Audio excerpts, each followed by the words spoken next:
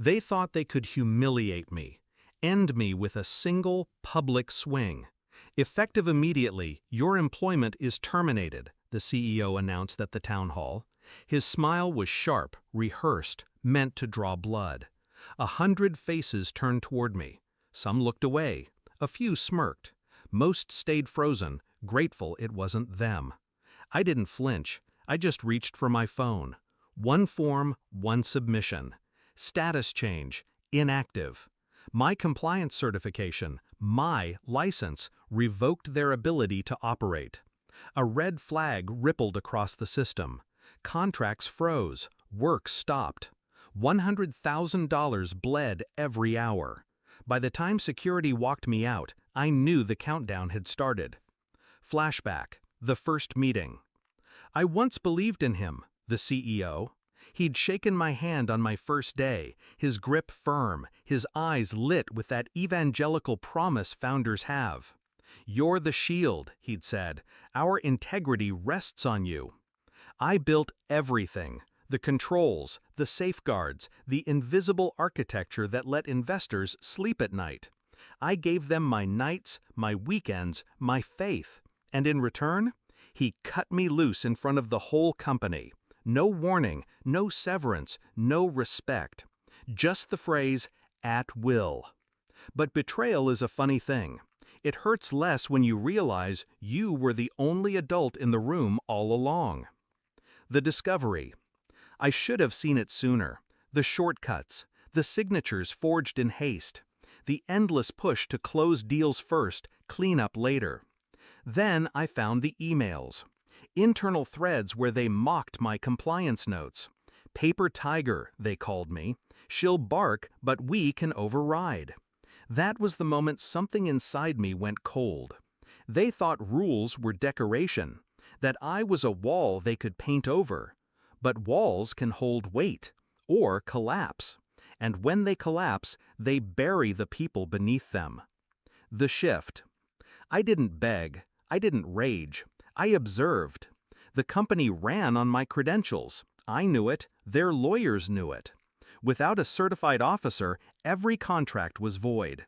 Every government deal frozen. Every line of revenue strangled. So when they dragged me into the boardroom, hours after my termination, I was ready. The execution. The room was packed. Mahogany table, 12 men in suits, faces shiny with sweat.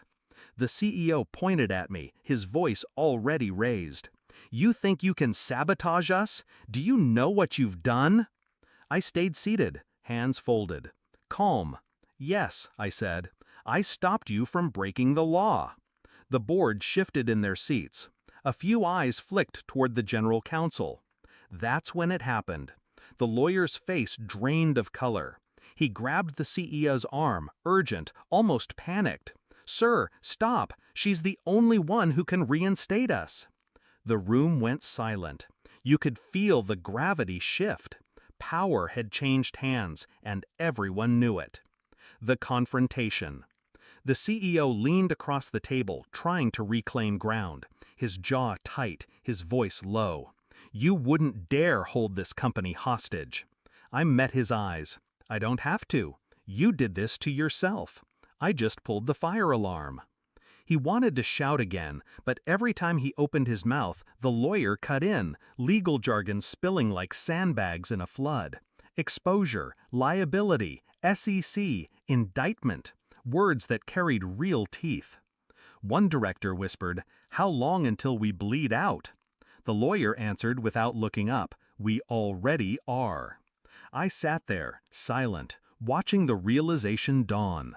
The same board that applauded my firing that morning now stared at me like I was oxygen. The payoff. I could have reinstated them. With one form, I could have stopped the hemorrhage, but I didn't. Instead, I let the silence stretch. Let them sweat. Let them imagine the calls from clients, the headlines, the regulators knocking at their doors.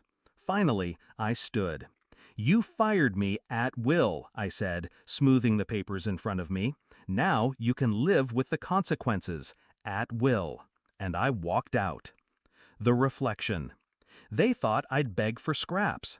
Instead, I left them gasping for air in the house I built. In the weeks that followed, the news broke. Government contracts dissolved. Investors fled. The CEO stepped down to spend more time with his family. Quiet words for public disgrace. I didn't celebrate. Revenge wasn't a toast. It was a reckoning. Because here's the truth, power is never taken in a boardroom with yelling. Power is in the fine print, the overlooked clause, the silent keystroke at 5:01 p.m. And when they tried to strip me of dignity, I showed them the cost of underestimating the quietest person in the room. They built their empire on my signature, and with a single click, I erased it.